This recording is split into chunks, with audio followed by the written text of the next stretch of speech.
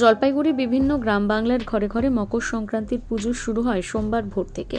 এই বিশেষ দিনটি পৌষ সংক্রান্তি বা পৌষ পার্বণ নামে পরিচিত। গ্রাম বাংলার বিভিন্ন বাড়িতে আলপনা দেওয়া হয় এবং বিশেষ পুজো করা হয়। এছাড়াও ঘরে ঘরে রকমারি পিঠে পুলি পায়েস তৈরি করে নতুন মাসকে স্বাগত জানানো হয়।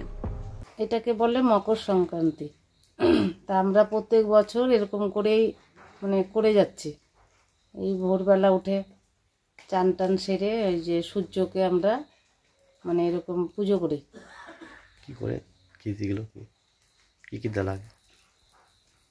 কি দিয়ে এগুলো হয়? এগুলোতে হচ্ছে একটু চালের গুঁড়ার ছাক, একটু কদমা কমলা, একটু হচ্ছে তিলের খাজা, এইসব দিয়ে আমরা আজকে পূজাটা করি। এটা কি মকর সংক্রান্তি উপলক্ষে? এটা মকর সংক্রান্তি উপলক্ষে। কখন হয়? এটা ভোরবেলা 3:30 সাড়ে 3টার থেকে শুরু হয়ে যায় পুজোটা। কেন করে এটা করে আসছে?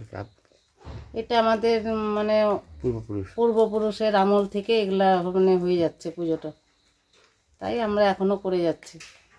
আজকে কি পিঠা পায়েস হবে? হ্যাঁ, আজকে পিঠা পায়েস হবে। কি নাম আপনার?